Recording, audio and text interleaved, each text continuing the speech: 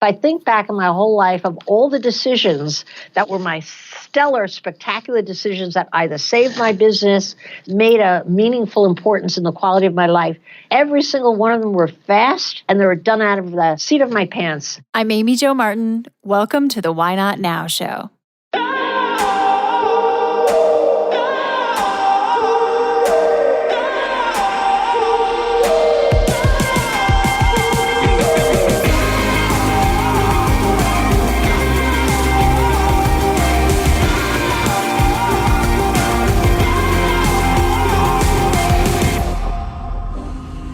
You know that thing you've been thinking about doing?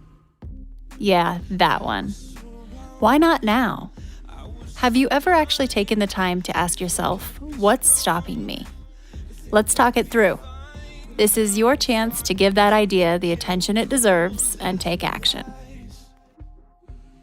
Each episode, I have a chat with a fascinating person, from entrepreneurs to athletes, celebrities, my parents, rocket scientists, and all walks of life. We talk through a critical time when they've asked themselves, why not now? We dissect that day or even that moment, step by step. Just let go.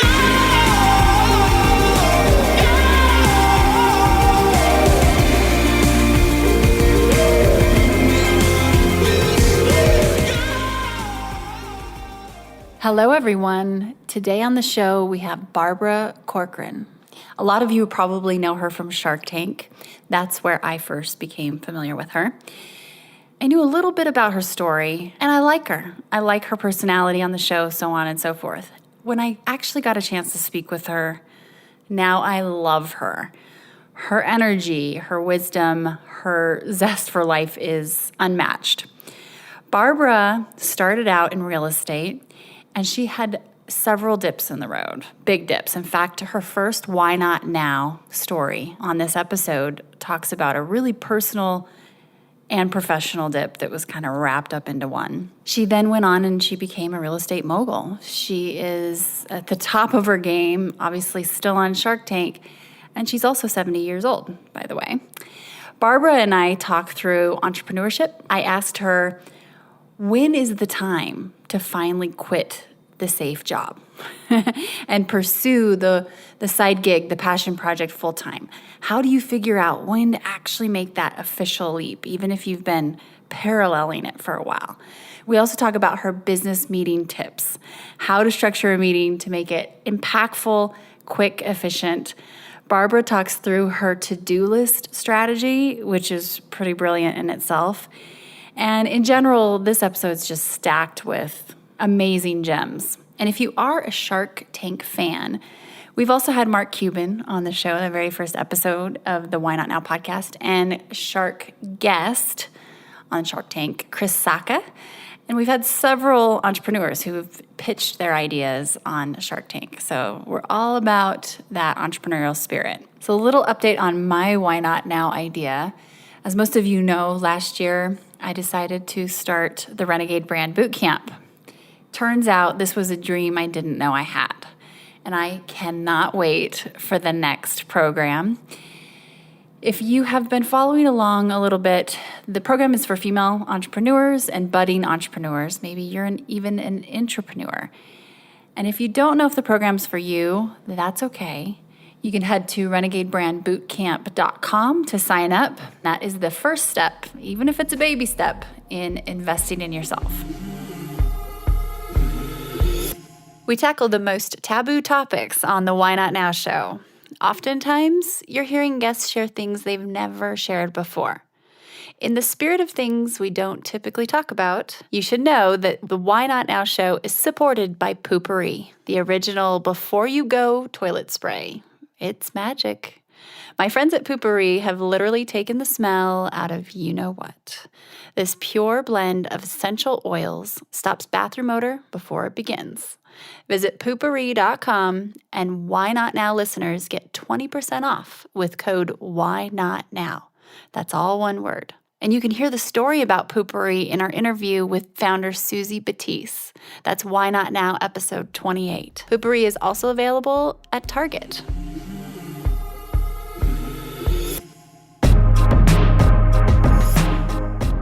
Barbara, welcome to the show. Thank you for joining me today. Thanks, Amy. Well, let's hop right in, as we do in the spirit of Why Not Now. Can you tell me about a time when you had a big decision to make and you had to ask yourself, why not now? We'll dissect that day, that minute, that hour, that season, and dive into your thought process. Okay, well, the thought process didn't take very long, as is true of most good decisions. I generally find when you're spending a lot of time debating, you're not going to actually do anything about it. So this was a decision I made walking between my apartment on East 81st Street and 60th Street in Manhattan. And it was a decision to leave my partner when I had built a business for 7 years with my partner. And I just decided on the walk in, and I don't even know what really made me get fed up, I guess, but I walked in and simply said, "Good morning. Today we're ending this business, and let me tell you how we're going to do it." And it was clear as a bell. But it just went so smoothly. It was working up to the decision, which is very often the case, the year and a half before that was so very torturous for me because I felt like I didn't have the confidence. I didn't have the legs under me. I didn't think I could succeed without him. I thought that anything that I had accomplished in my first 7 years in business was a result of luck versus any kind of a talent or ability to judge well or hire the right people and all the myriad of things you do well if you're going to start a business and even succeed past a year. But I just had written it off all as luck, and I had thought anything that really happened was because of him, not because of me.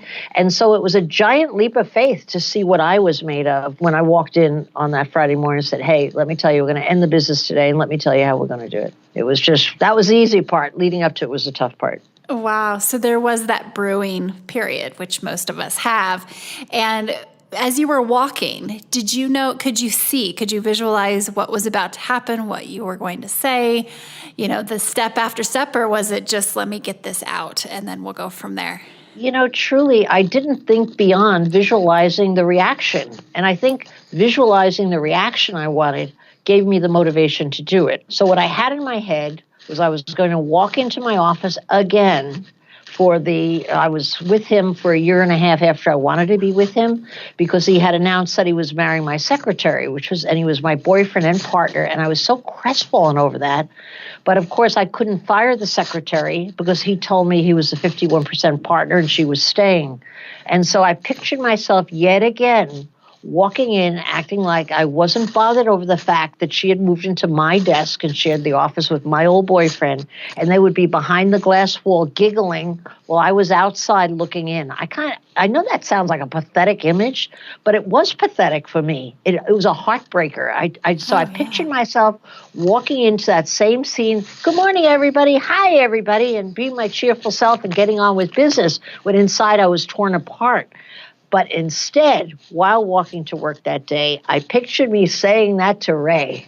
"Today, we're going to end this business, and let me tell you how we're going to do it," and watch his reaction. And I saw the look of his face and the look of his then wife's face looking up from the desk in total shock. And just seeing the shock was good enough to take a shot at doing it. Wow. I was excited by that. It wasn't a meanness in me or a vindictiveness or something, but the satisfaction of just getting that shock was about as far as I thought. I didn't think beyond that how I was going to do it. I didn't think whether I could do it. Where was I going to go? Did I have an option? I didn't think of money. I didn't think of anything, but I just went as fast as, look at their faces. Boy, did I surprise them. Wow. Oh, wow. Immature and ego-driven, totally. But also very necessary, it sounds like, at the time that you needed to make that shift. And so do you find that you mentioned most of your good decisions are quick ones? Oh, they always are, because a quick decision is a decision that leans immediately on your intuition. And if you think about what intuition is, it's the highest part of your intelligence because it's an accumulation of everything you've learned since you were born. So it's not a book smart kind of a thing where you look up a formula. It's a mishmash of all the experiences you've had, the people, judgments, the good ones, the bad ones, the disappointments, the winnings, the cautionary tales. It's all inside you as a result of living for however many years you're living. And that's what I see as intuition. So when you meet someone, you don't trust them. sometimes you start apologizing to yourself. Well, he didn't do it. I don't know why I don't trust him. I trust myself when I don't like someone. It's just a matter of time of finding why I don't trust them, and I'm always right because it's your intuition. So I think intuition type decisions are right from the gut immediately, and if you pay attention to it, they're truthful. I find it's when I start trying to analyze things that I could get way off course and land in the wrong place on things and decide not to make a decision because I've thought about it too long or I've analyzed it to death where it has no life in it. No, intuition's the way to go, and speed is everything. I have to tell you, if I think back in my whole life of all the decisions that I had in my life that were my stellar, spectacular decisions that either saved my business, saved a relationship, made a meaningful importance in the quality of my life, every single one of them were fast and they were done out of the seat of my pants. And when I think of the ones that I regret, not that I'm a big regretter because I like to move on, I'm pretty good at that, but I think, oh God, why? I can distinctly remember back when I actually thought I knew that was wrong, but I did it anyway. I trusted him. I did it anyway, So I know I really believe in quick decisions. Yeah, the longer you wait, the riper the food gets, and eventually it just rots and you forget what you're deciding. Oh, and the question of why not now is loaded with that urgency. And I've heard you say you don't have to get it right. You just have to get going. And that momentum is so key. Definitely. And let me tell you what I mean by that. First of all, I'm trying to address what is, I don't know if the right word is paramount, but very common in people like deciding, should I start my own business? Shouldn't I start my own business? And generally when I ask them what's holding them back, it's details like, well, I don't have the product totally perfected. I have to get a model made. I need to get a patent. I don't know who I could use for the manufacturing. You know what happens once you put your stick in the sand and declare you're a business? You go out and you sell it off a drawing. You find out you don't need the model. You find out that you were way off on what you thought you could manufacture for, and you have to cut it in half and find a way. But once you're in it, it's all of us. I don't think there's ever an exception. All of us are better under fire than we are, again, I'm using analyze too much, but then we are debating something, thinking of something. Put any, you know what it's like? It's like I've grown up in New York since I was 22, and I've been mugged twice in New York. But in each instance, I handle myself really well. And if someone had told me I'd be good in that situation, or what would you do? I'd say, oh, well, I might want to have mace in my purse. I might want to, I'd see around who could help. But immediately, in a difficult situation, it came to my head. I screamed fire and got everybody's attention. Why didn't I scream help? Maybe nobody would pay attention. Then I screamed fire. Nice. And that just came under fire, so to speak, And so I find that we are all so much more capable than we are when we're thrown into stuff. But what stops people is they don't want to get thrown in until they've figured out the angles. And so sadly, that allows you not to see the best side of yourself. We're all good on our feet in motion. Even children are. You don't sit a child down at a table and tell them to invent a game. You put them on the street and give them some chalk. They invent a game. And that's what entrepreneurship is. It's thinking on your feet. How do I manage this? Oh, this doesn't work. Let me get over this. You can't do that on a business plan. It's static. It's black and white. It's at best is a nice pat theory. And you can't get your ducks in order. As much as you might analyze it and do everything right, chances of you succeeding are less than if you don't do it right and get out there and have to figure out what the next solution is. Just get going. I love it. And when it comes to intuition, Barbara, are there certain signs, cues, things that you have learned about yourself that happen when you have a yes or you have a no? Body intelligence, or how do you turn up that volume? That's a weird question. I never even thought about it because it's so spontaneous. It's I like them, I don't like them, like on Shark Tank. Let me think, because that's totally an intuitive judgment show, or at least the way I do it is. Oh, yeah. I feel like I've even seen you say no to people just because you don't like them, even though you like the business idea, right? You just can tell just intuitively, like, oh. Amy, you're so right. But I have to tell you, for every one person I say, I'm not in, I don't really like you, I don't really trust you, I probably have thought it 10 times for 10 other people. But I got to move up my game. I can't keep saying that. But that's generally the number one reason I don't go for a business. I'll come up with other reasons because people, you have to, first of all, not be boring on the show. Right. And secondly, you need to preserve people's ego. What do they get out of being told, I don't like you, I don't trust you, so I'm not going in, The audience might love it, but how does that feel on the person? So I've learned to not use that unless I really have a creep in front of me, then I can't wait to say it, But using my intuition, what's the trigger? Well, I don't really think I have one. I just honestly, when someone walks on the Shark Tank show and they're standing in front of us, we get to look at them for a full minute to 3 minutes before they get to give their pitch, which you don't know at home because that's edited out. But what the producers want us to see is the person standing there getting nervous. It's good for TV, right? They get the sweat off their cheek and everything with close cameras.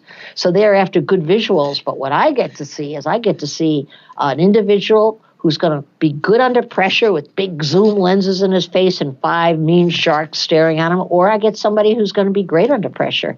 And so right away, I'm out on 80% of the people. I'm out. I'm out. Now I just have to hang in there long enough to get a good reason to go out. But that's pure intuition, like the person's not good under pressure. So that's a triggering device. When I'm doubtful, which is rare, but I would say 1 in 20 pitches, I'm leaning on the fence on the person. I'll keep changing my mind depending upon what they say. I can't stand that kind of a pitch. I like to be decisive. So we're listening for 45 minutes and I keep changing my mind. Then I always go to one question that clarifies it for me every time. I think, if I had to put my children in this person's hand in a war, and let them mind my kid for 5 years when they were young, and I came back, how would my kid be? And I right away know I'd never trust them. Oh, wow. That's... Or you know what? I think they'd really take care of my kid for some reason. I just think they would. Then I go in on the business. And you know what? They're always good entrepreneurs.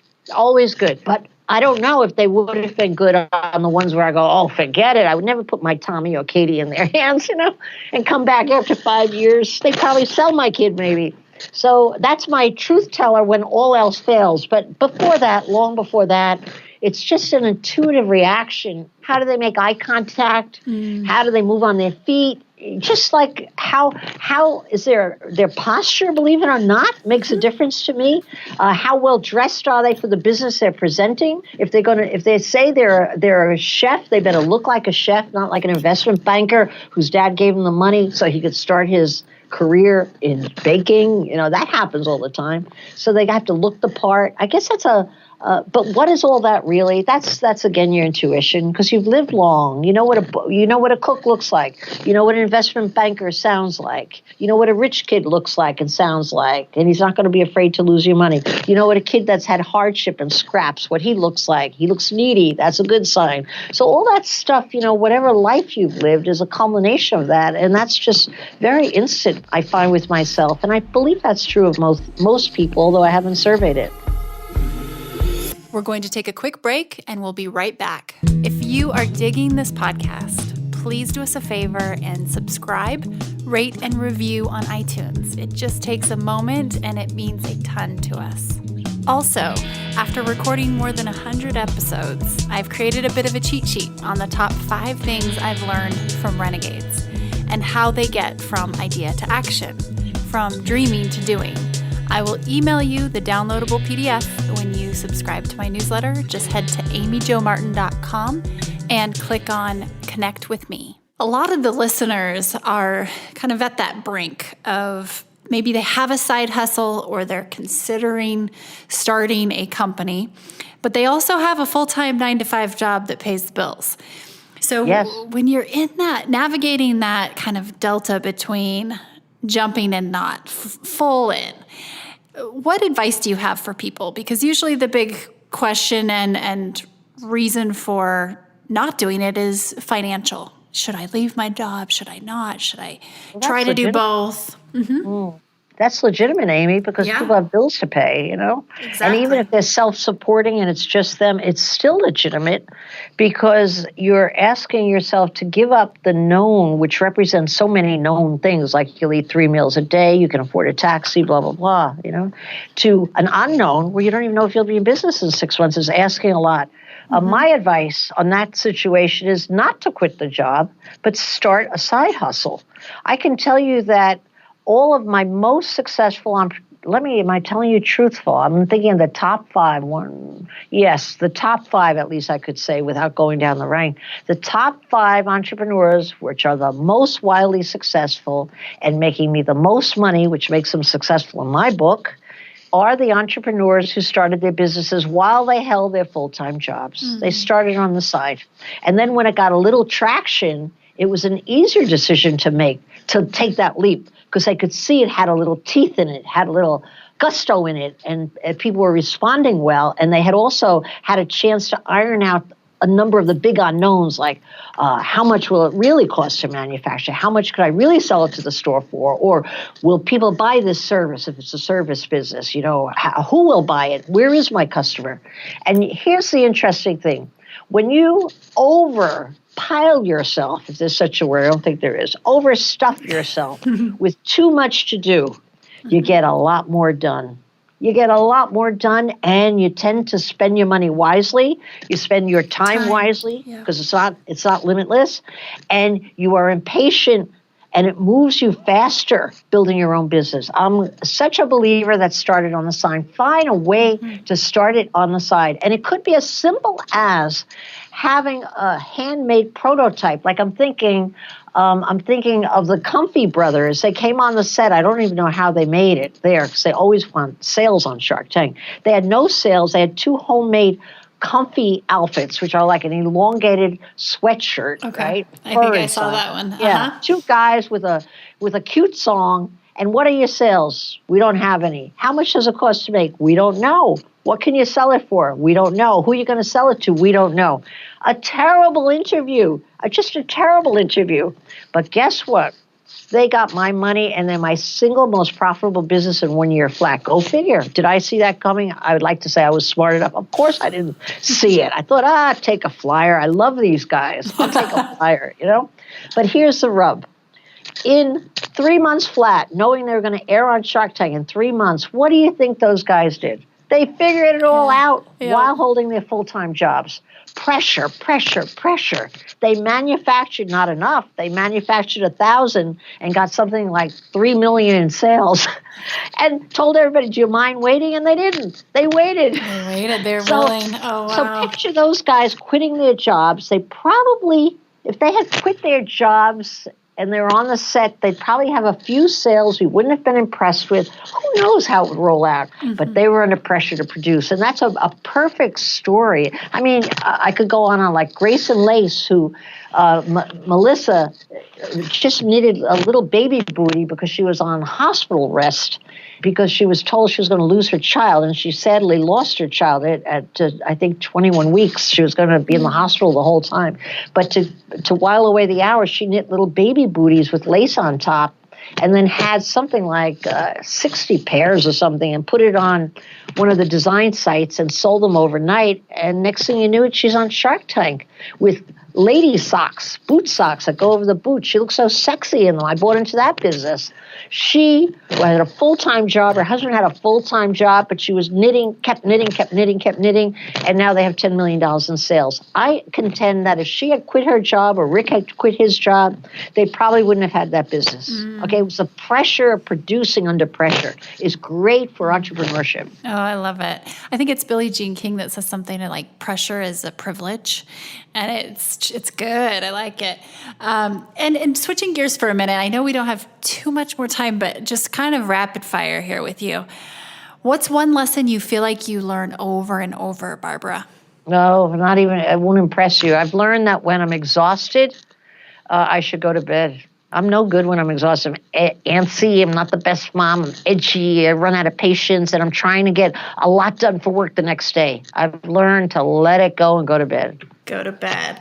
And That's a terrible answer, I know, but that's the best that I could think of.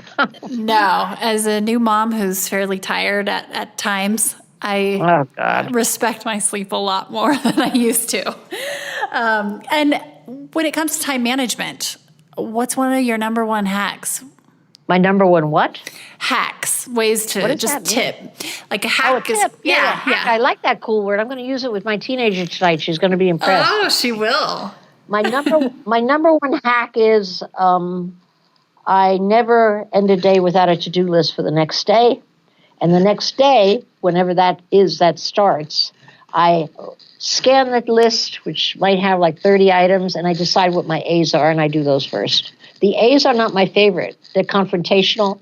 They're asking for something, asking a favor, hustling somebody, doing financial work that I'm not crazy about doing. Anything that I don't like to do is very often my A because it's most important to building my business. However, I find if I don't circle, like I just put a little A in a circle next to those items, I find if I don't do them first in the day, I will find an excuse not to do them for 2 weeks. So I just know what my A's are. The ones that make the biggest difference in my business, potentially, are the ones I handle first. And then if I get to my B's and C's and D's by the end of the day, who cares? They roll over to the next day, but at least I get my A's done. Oh, that's good. And do you have any guardrails around meetings, around the way that you run meetings? The way that I run what? Meetings. Meetings. Oh, I'm sorry. Maybe I'm getting old enough, my hearing's going, but I know I was just in having a hearing check. I do it every year, and my ears are good. So it's got to be you. It can't be me. No, it's got to be me. Here's the key in my mind to a meeting. There's two different kinds of meetings. One is a small meeting, a collaboration where you got 8 people at a table, okay? The key to that meeting is to never say something's a bad idea and to keep your own ideas to yourself till you heard everybody else's. And then let the group decide which ideas are the best ideas, most easily executable, and how fast can we move, and who's going to be in charge. That's my MO my whole life. When it comes to big meetings, like sales meetings, because I used to have a big business and I had 1,000 people at a sales meeting, the key to that meeting is always shortchange the chairs. So if you need 1,000 chairs, only put 800. So when people come in and can't find a chair, you can publicly announce, I'm so sorry, we ran out of chairs. Right away, people think they're at a big hit, right? And it also teaches people never to be late again, right? Because the ones who come in late are the ones that don't get a chair. And in that meeting, I think the key is you warm it up on the front side because it's too big to be warm. So my routine was always, who's joined the company in the last few months? Stand up. Let's everybody applaud them. Give us your name. It sounds hokey as could be, but warming up the meeting like a family is key and shortchanging the chairs. And the rest you fill in the agenda with whatever you want, whatever's effective for what your purpose is in having the meeting. Amazing. Good advice. And do you keep the length of your meetings to any certain? Absolutely. There's no respect. A meeting should have less time than it really needs so you can constantly reference, oh, listen, I don't mean to be short with you, but come to the point here because we only have 8 minutes left. You can constantly say, whoa, in the interest of time, let's get to the point, in the interest of time, versus the meeting ends when everybody finishes expressing their long-winded thought. No. And you know what's the problem with that also?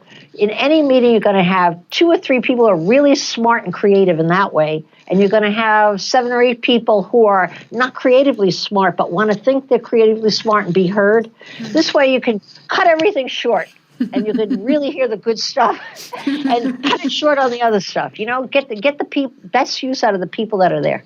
Love it. So I was scrolling through your Instagram and I was looking at your stories and the highlights, and I saw your 70th birthday party and the theme, and I fully just want to hang out with you. You look like so much fun on Instagram, alive, right? Especially, and not just because of the birthday party, but number one party planning tip. You have to have a theme. My theme was everybody thought by 70 you're dead. Almost all my friends are younger than me. I don't know why that is. Not that much. Well, yeah, wide span of friends, which I like. Everybody thinks you're dead at 70 if you're 40, okay? But when you get to be 70, you realize you're not dead and you don't think you're ready to be dead. So I had a party theme, okay, and you thought she was dead. And I sent out a mass card. Well, that's not my number one tip. But you have to theme a party. Yeah, and of course, you need a gimmick. My gimmick was when they arrived at the party, which they thought was a surprise party for me. They all thought, oh, God, when's she coming? I surprised them. I was dead in a coffin, laid out in a beautiful gown. And it set such a tone for the party. People had to leave the room because they'd, of course, have an accident if they didn't find a bathroom fast enough. People found it the funniest thing in the world to see a dead person before they were dead. And I got to hear everything they're going to say about me after I'm dead. I know what they're going to say. They all said it at my coffin. They came and visited the coffin and said whatever they're going to say. All Mark Cupid said at my coffin was creepy. Really, really creepy. Oh, gosh. But you have to have a theme. I guess directly answering your question, you have to have a theme and a gimmick that visually supports that theme and bangs people over the head to surprise them. Oh, good stuff for sure. What's one thing you wish you could tell your younger self? I never have a good answer on that. People always ask, but because I can't picture myself telling my younger self, I somehow disconnect. But one thing I wish I knew when I was younger was that school doesn't amount to anything. Unless you want to be a doctor, a lawyer, a financial whiz, then you need certain education, certainly, to do that. But if you're not going into those fields that need specialized knowledge in things that you learn in business school or undergraduate school or even in grammar school, I guess math equations are important. You don't really need you really don't need anything that you learn in school. Okay, I was the dunce in school that everybody made fun of, and I took that very seriously, mostly because I didn't want to read in front of my peers and be laughed at. Okay, I wish then I had known that it didn't amount to crap. I could find somebody else to read to me, which is what I did. I could get somebody else to do my math, which I do. And really, all you need to do is be good at something, and it doesn't have to be school. So I think for me, I wish I had known that. I can't picture me saying, Barbara, remember, but I can tell myself. But I wish I had known that you didn't need any of that stuff at school to succeed. Success in the real world has to do with smart on your feet, not book smart.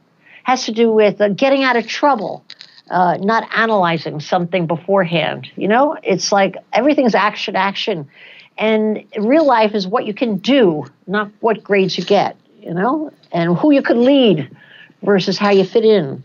And so all the stuff that was problematic, that I was an oddball, became innovation when I became the innovator in my field. I didn't know that then. I thought it was oddball. I was oddball the way I thought. But no, that's an innovator when you're grown up. You know, so all the bad stuff that you don't have, I guess you need patience or somebody to let you know. Maybe you wouldn't listen anyway because you're so busy hiding, right? But you need the patience to realize that doesn't dictate life at all, not even 10% of it. It has nothing to do with life. And so that's what I wish I had known, you know, when I was younger. It would have saved a lot of angst. But let me tell you something else. It didn't save me angst because I didn't know it, and I sweated it out and hid and didn't know. I thought maybe I'd be a real loser in my whole life. My whole life I'd still be a loser, and I had all those thoughts. But guess what? It fueled me to prove to the world I wasn't stupid. So even that, in hindsight, was probably part of the formula to get my success to where it was, that I had to prove. You think I'm a loser, you watch me. My anger got me to where I wanted to go. Not that I'm an angry woman, but I was angry for being written off so young.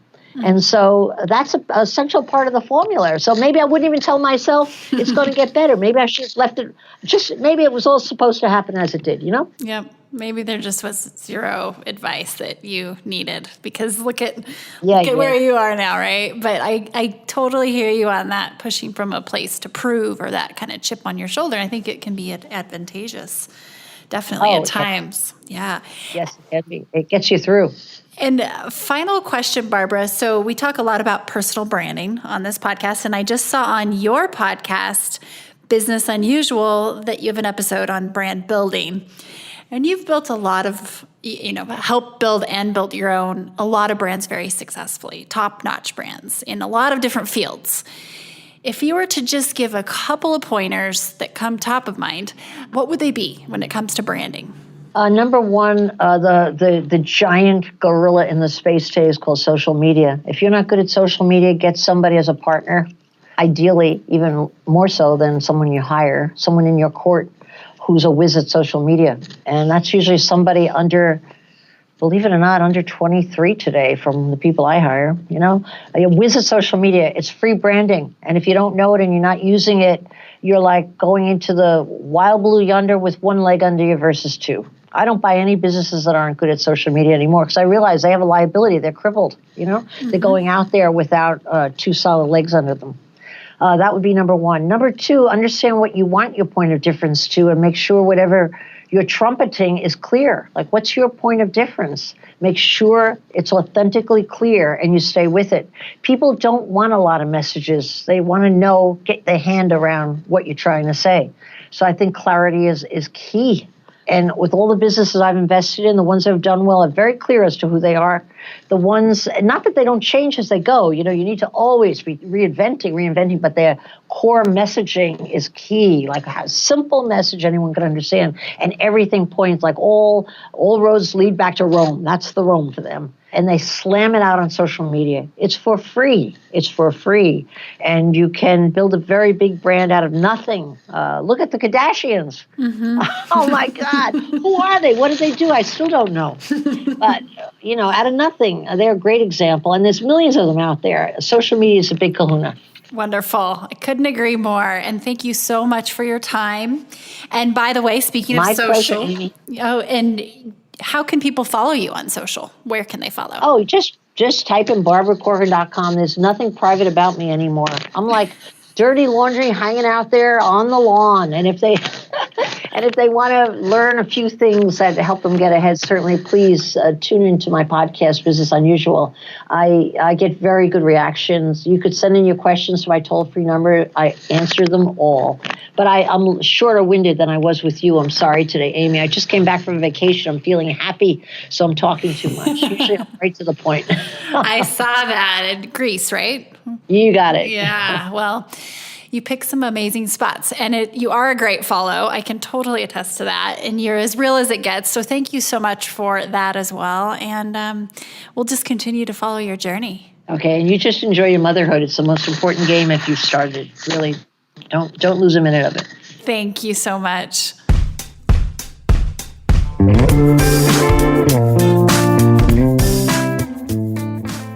Hey everyone, thanks for listening to the show. Hit me up on social media to let me know what you think. I'm at Amy Jo Martin on Twitter, Facebook, Instagram, and LinkedIn. And I want to hear your Why Not Now moments so I can share them on the show. Just send me a note to whynotnow@amyjomartin.com. For show notes and other offers, you can visit amyjomartin.com/whynotnow. And while you're there, don't forget to sign up for my email newsletter for exclusive content and announcements. A big thanks to Rock Salt Music for all of the tunes by the talented John Coggins. And of course, a hat tip to Richard Brewer for editing and producing the show. I'll see you next time. And until then, why not now?